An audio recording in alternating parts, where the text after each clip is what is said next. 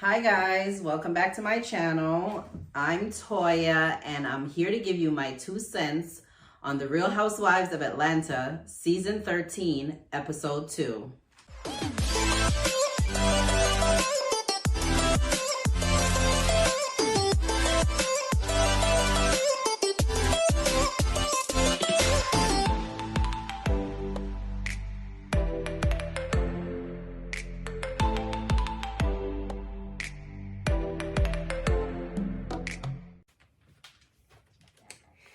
Okay, guys, so the episode starts out with Kenya blowing leaves in a gown.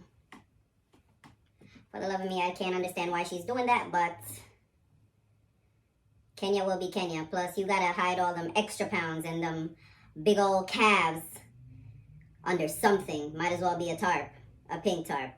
Anyway, Cynthia visits with some wine that was chilling in some sort of travel bag. And I have to say, I guess because I'm not a wine drinker, I've never seen this, or maybe I'm just not cultured enough, but that was very cute to me. That was nice.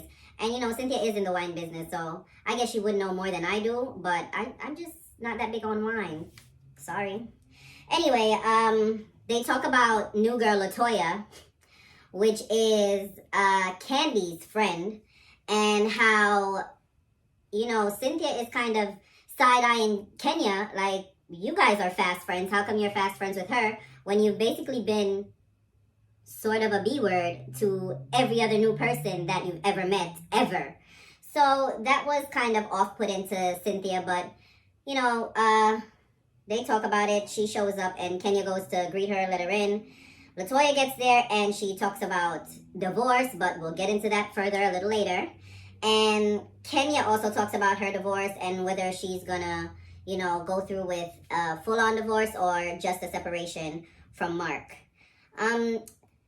Cynthia invites them to Lake Bailey to help her choose her wines for her new, not her new business. She's had this business for some time now. But she invites them to a wine tasting at Lake Bailey. And, you know, they seem excited for that. But, you know, you have to remember your best girlfriend, Kenya, was the one all last season shading, you know, your knowledge of wines and whether you were a wine connoisseur or not. So, you know, watch out for your bestie, girl. Anyway, we flash over to Portia's family. Her mother and sister are with her daughter PJ, and Portia FaceTimes. And it was so cute to see PJ, you know, react to her voice. She's looking by the door to see if she was coming in. And then she finally sees her on screen and she's so excited. You could tell, you know, she knows that's mommy. That's a great relationship. And they were visibly worried about Portia and, you know, how she was doing, her well-being, while she was out there protesting for Breonna Taylor. And, you know, she basically told them that even though she wants to be home and, you know, priorities are priorities, she's still doing this for her daughter. And, you know, she's going to continue to do it. Shout outs to Portia for that again. But, you know, for reality TV's sake and the ratchetry, I hope I hope you guys don't come for me for this. But, you know, I hope this is not her entire storyline. I see, you know, where it's going, and I see that it's a great cause, but, you know, try not to beat us to death with it, is all I'm saying. You know, whether it was that or anything else, you know, try not to be like, oh, this one thing is just all that it's about the entire season. We need some dimensions. We need a little tea. As much as, you know, people say they don't want to get too gossipy and talk about people. I mean, you guys are putting your lives on camera, so, you know, there's layers, and we want to see it. So, yeah, Portia continues her fight. So they go to commercial, and once they get back, we see Drew Sidora with her bum leg, and Drew's another newbie to the show. And well, before we get there, let's not get off track because I have my notes again. So we see Drew Sidora, and she is friends with Cynthia after Eva, and you guys may remember Eva Diva from, you know, America's Next Top Model and the show, but, you know, I always remember her from that. And, yeah, I'm wondering whether Drew and Eva are still friends because you know how catty women can get. And now that Eva doesn't have a peach and Drew just slid in, I don't know, maybe we should check on that. I'm gonna get on the gram. Anyway, so Drew shakes Kenya's age when asked, about when Drew, you know what? It's on brand. I'm not even gonna criticize you. Go right ahead, girl. She says, her and Kenya are in a different age bracket when she met up with Cynthia. And was it Cynthia?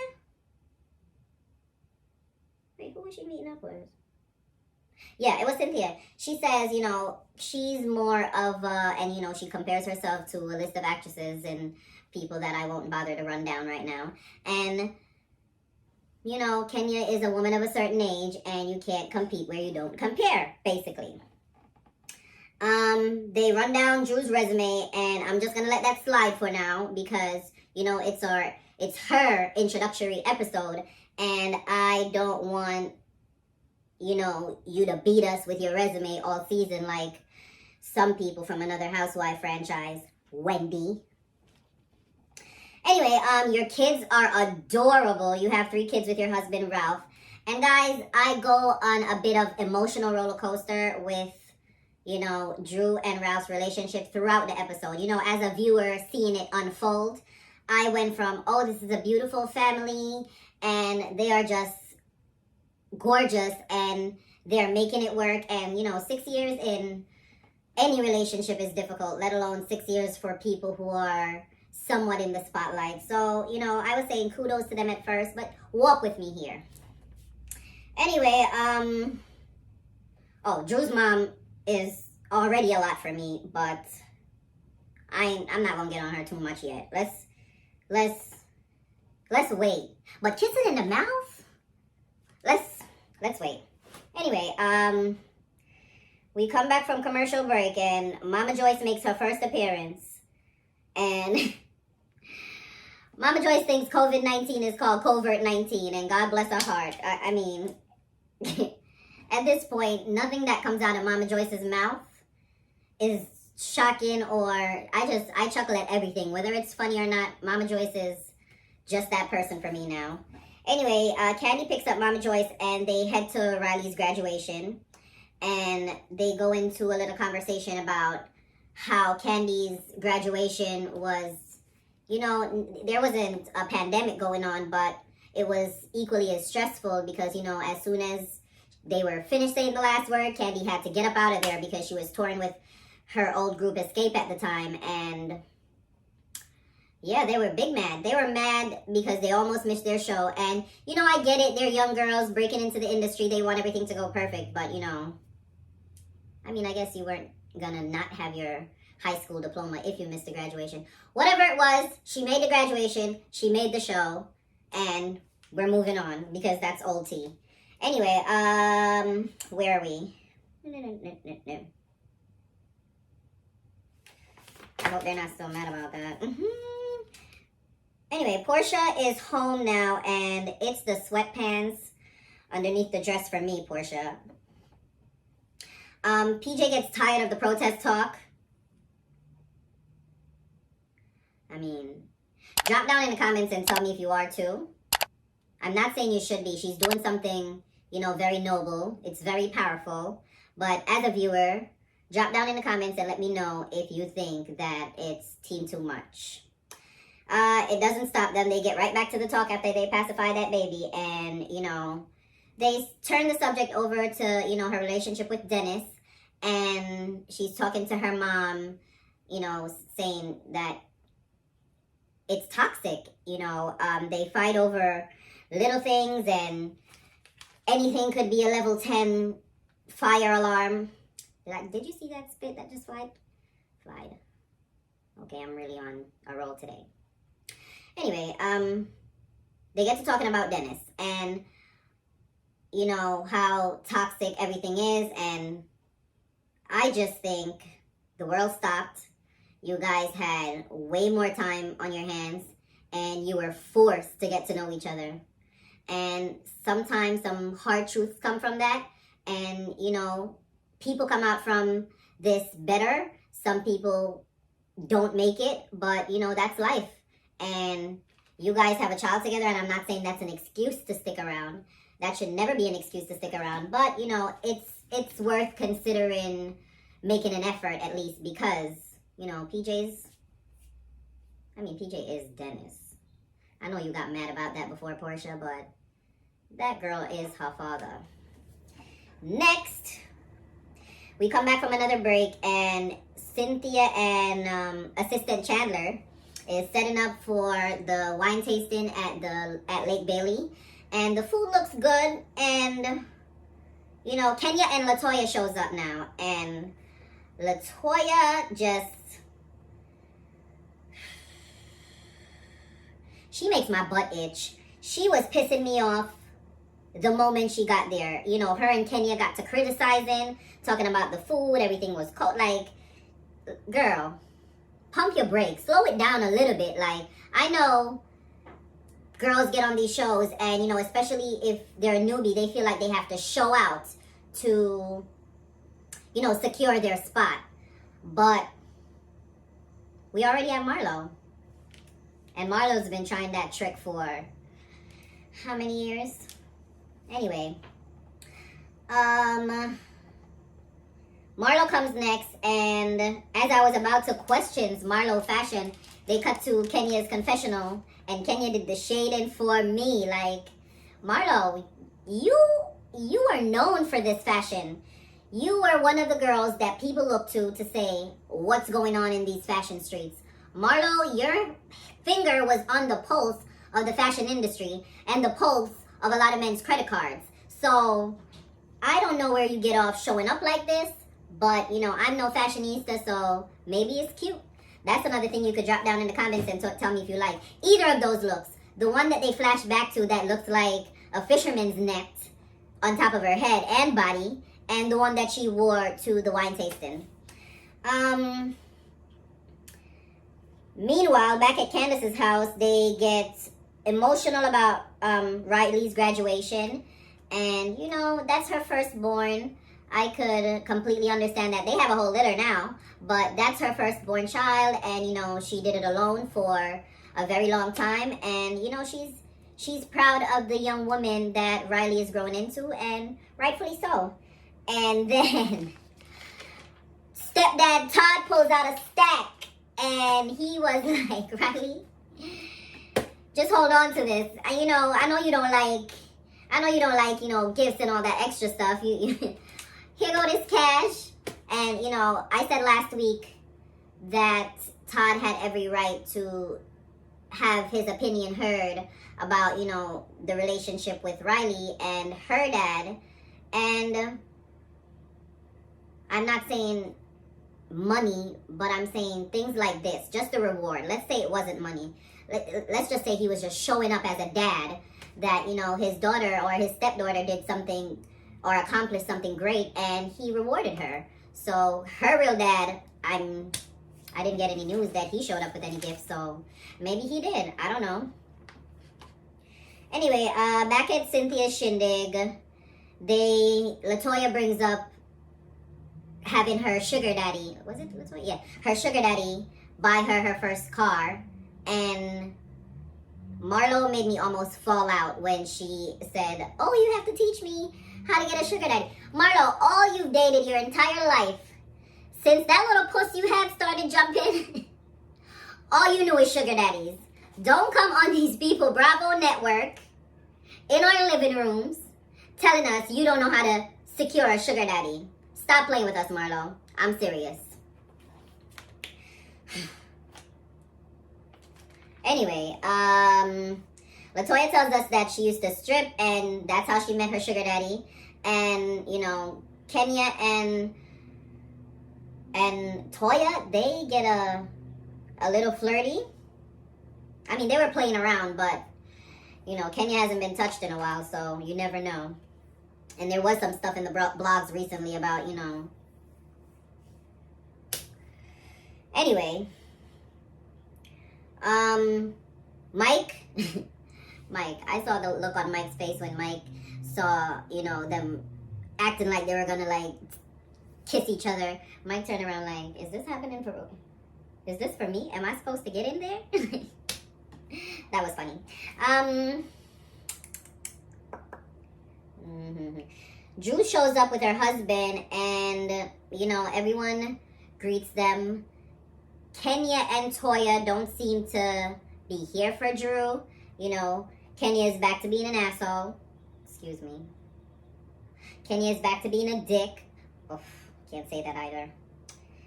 Kenya is back to being Kenya and not Ken. And, you know, she is not very nice to Drew. She is pulling people to the side, saying how Latoya is, well, Cynthia to the side, and saying Latoya thinks Drew's wig looks like a cat, and this, that, and the third. Plus, you know, I said before, I think Latoya is very rude, and how she just walked into the room and, you know, whatever. So, Latoya, speaking of her, so she kept interrupting. Every time someone was saying something, she kept interrupting. So she walks up while Drew is talking to the ladies and completely interrupts again. Oh, Drew, this is why I don't like you. And I'm thinking, okay, so there is a reason why you're being this way, because you don't like her, so you guys have past beef. So then we go to commercial break, and when we get back from the break, we realize it was just a ha-ha moment, because Drew was talking, Latoya was referring to Drew's character. It's the Caribbean in me, sorry. On the show, The Game, and, you know, where she played herself, by the way, and she was a homewrecker, and this, that, and the third, and, you know, they had a little kiki about it and moved on from it. But I still think Latoya is rude AF. Marlo is telling Drew to get Kenya some jobs, because Kenya's out here struggling and Kenya can't keep a man, and she should watch out for Kenya. And, you know, Marlo, I'm used to you being messy. I'm used to you carrying a bone. I'm used to you pining for your peach. However, whatever happened to the diplomatic way of telling someone about someone else when you're new to the scene? The diplomatic way meaning you say, get to know the bitch for yourself. You know you don't like the bitch. You know eventually she might bite her in the ass. But as the person that's not trying to be petty, you would say, get to know her for yourself. Marlo, what happened to that? So now this girl is being warned, and, you know, she might not receive any aggression from Kenya, because Kenya's dealing with her own shit over there. Even though, you know, Kenya always has time for the mess. Whether she's dealing with her shit or not, she stays on already. So moving on from that, they sit outside to do the actual wine tasting now.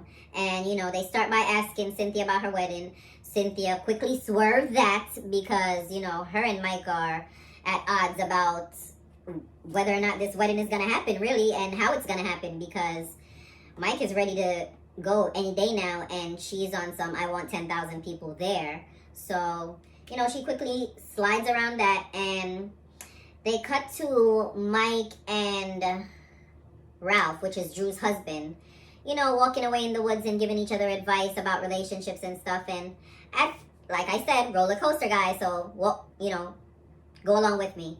So I'm listening to Ralph, and at first he sounds, you know, great. And then he says, oh, sometimes I need to leave. And then I'm like, And then he goes further by saying, oh, but I make sure that if I need to leave, everything is set up where my family is not in a deficit because of my absence. And I'm like, okay, I see what you did there. But at that point, he never revealed that no one knew where he was yet. So I'm still on team Ralph at this point. Moving on. They back to the outside area with Cynthia and the rest of the girls doing the wine tasting. So we flash back and we see Kenya shading Cynthia about, you know, her knowledge of wines and all that in the past, before, you know, we go back to the now, where Cynthia is telling us that, you know, all these wines are from Black-owned businesses, and she's doing her part in the Black Lives Matter movement, which, you know, kudos to Cynthia for that. We need to support our fellow Black entrepreneurs, so, you know, I'm all for it. And then Drew and LaToya go back and forth about what it means to be a hoe, basically. Drew wants to know what separation means because she's separated from her husband and she thinks, you know, separate today, new dick tomorrow. You can do what you want. And that's fine if, you know, that's what you believe. And Drew is of the opposite belief. She's saying, you know, even though you're separated, you're still married and you should carry yourself that way. And I'm not saying that I'm team none of them. It depends on the circumstances under which you're separated. You know, to each his own. You guys keep fighting about it. Don't fight about it. I don't care one way or the other. But I still think LaToya is rude AF. And Drew, I wasn't side-eyeing you at this point yet because I still didn't know the road Ralph was going to take me down. But I'm going to let it slide because I didn't know the road Ralph was going to take me down. Moving on. Don't mess around and piss me off, Drew. I like you.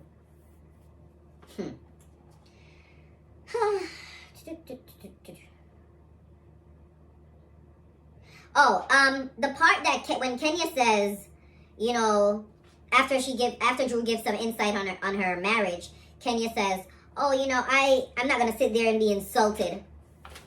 Ha! You've been beating us over the head this last season, starting this season, telling us how Mark talks out the side of his neck to you. So, pot calling the kettle your foot?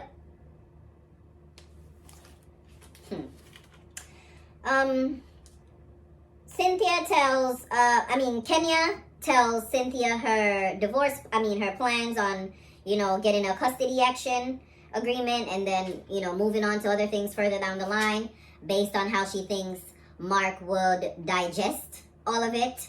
And I say screw him. If he's been talking out the side of your neck, he's been treating you bad. We've seen evidence of this on camera. And even though some viewers don't like you, people still felt empathy towards you because he was kind of a dick. So, you know, it's completely understandable if you want to go for his neck. We're not going to say anything. I mean, we know you're trying to save face because word on the street, thanks Giselle, word on the street is that you can't keep a man anyway. So, you know, we expected you to try as hard as you could, but it just looks plain old pitiful now. Move on. Woo. Yeah. Okay, so Kenya and Toya are getting ready to leave, and they're, you know, saying bye to everyone and exchanging pleasantries because they drove there together, so they're expected to leave together. And, you know, Marlo tries to get up and give Kenya a hug, and Kenya was having no parts of it still. She knows pretty much who Marlo is. She'll hug her this second, and 5 minutes later, Marlo is throwing some knives and some daggers, and, you know, do we love Marlo for that? I mean, I'm getting a little tired of it, but what else is she gonna give? She has to give us something, right? They go to break and they come back and, you know, they're talking about everyone's weight challenges. Portia's explaining that, you know, after she sees that her sister is snatched and pandemic didn't affect her one bit, she says, she explains to us that she does big girl yoga where she does about 4 poses and then she just sits in a child's position and watches the rest on TV. And I have to say, you know, working out at home is difficult for several reasons. I mean, the TV for one, and I just always prefer going to a gym. So the pandemic did affect me in a way that I'm working to reverse right now. So all my friends, my old friends that I haven't seen in a while, don't come for me. Whew, child. This part stressed me out. Oh, well, no. Yeah, so everybody's talking about their weight. Guys, I didn't even see what the weight on the scale was when Kenya stepped on it, and I didn't want to see it. Heavy is heavy. And Kenya's heavy looks dense. Word of the day, kids. Dense. Moving on, so we're back on this roller coaster ride and we're going up again because, you know, we're not terrified and we're having a good time. Drew and her husband are celebrating their anniversary, and I'm thinking, oh my gosh, this is romantic. They're still very much excited about each other. I mean, not that they've been married for 20 years, but like I said, 6 years for any relationship is, a lot these days. So I'm thinking they're, so excited, and she's getting ready, and she's playing her music, and, she's just having a good old time waiting on her husband. And then he shows up with flowers and tells her to follow him to the dining room, and he surprises her with a chef, and I'm like, go love, come through love, come true. And then Ralph sits down at the table, and his first question, or one of his first questions, I don't even know if he had questions before this, because this is all I remember from what happened. So he asks his wife on their anniversary, where they're supposed to be celebrating and being happy, he goes, so what's not working between us? And she even tries to guide him out of that by saying, well, are you sure this is what you want to talk about on our anniversary? Is this smart? And nonetheless, they get into it. So they're arguing, and I'm thinking, Drew is right, but he's not going to hear it if she doesn't try to, compose herself. I know she's mad. Like I said, guys, roller coaster. I'm not there yet. I'm getting there, but work with me. So I'm like, Drew, calm down. You're not wrong, but this is how men try to, dance their way out of something. They think we're getting too excited and too emotional. So they just cut the conversation off or leave or, give us bits and pieces because we're acting up, I guess. So I'm like, okay, calm down, Drew, because he's not going to hear it if you're getting heated and, at the first moment at the opening of the conversation, basically. And he is justifying his BS, and he's telling her, what are you going to get from it? What are you going to get from finding out where I am? And the more he said that, every time he said that, the first one was like, she's not going to get anything from it. But then he went on to say it again and again and again. And I'm like, I wanna. Drew, you a better woman than me? You would have had to pick them teeth up out that plate. You said that one more time. What? And then, hold on. So she's not letting it go. And then I'm like, okay. Yes, bitch, don't let it go, because I want to know, too, where you been, Ralph? And when he finally answered and said where he was, I still thought it was a lie. And she just went, oh, was that so hard? No. I would have been like, you took that long to answer, now I don't believe, and I need proof. I would have turned into Inspector Gadget, Matlock, all these other detective, lawyers, investigators, and I never do that. But you, you done messed around and got me mad.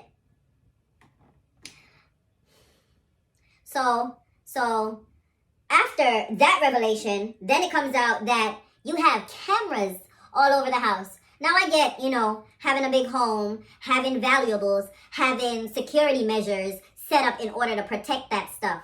But the way it sounded to me, it's like you had a hidden camera in a part of the house that wasn't there for security. And then she said she saw a screenshot on your phone of her and her mother and kids just being in the house.